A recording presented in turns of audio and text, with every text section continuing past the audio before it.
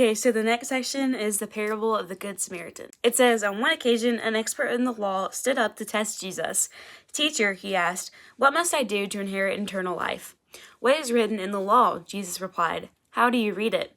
He answered, love the Lord your God with all your heart and with all your soul and with all your strength and with all your mind, and love your neighbor as yourself. You have answered correctly, Jesus replied. Do this and you will live.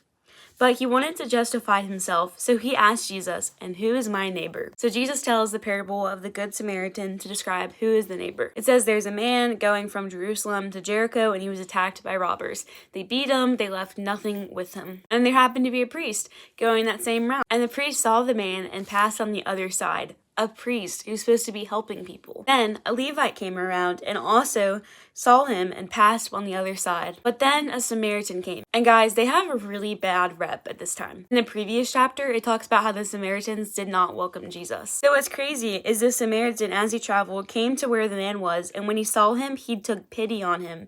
He went to him and bandaged his wounds, pouring on oil and wine. Then he put the man on his own donkey, brought him to an inn, and took care of him. He even took him to an inn and paid for the expenses. Verse 36, Jesus asked, which of these three do you think was a neighbor to the man who fell into the hands of robbers?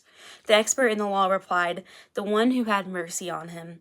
Jesus told him, go and do likewise. We are called to have mercy on everyone and to love them as ourselves. This next part is called At the Home of Martha and Mary, and I think this is something that I really need to hear, but maybe someone else out here listening needs to hear it as well. So Jesus goes to the home of Mary and Martha. It says that Mary sat at the Lord's feet listening to what he said. But Martha was distracted by all the preparations that had to be made.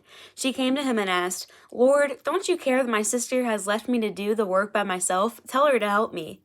Martha, Martha, the Lord answered, you are worried and upset about many things, but few things are needed, or indeed only one. Mary has chosen what is better, and it will not be taken away from her. How often do we get distracted by what we're doing in life that we miss Jesus right in front of our face? When we do that, we get bitter, and we have some sort of resentment to the people who are just resting at the Lord's feet. And Jesus is saying, I am the only thing that you need. You don't need to be making this food and worrying about stuff. You just need me. And in that last line, it says, what Mary has chosen is better and will not be taken away from her.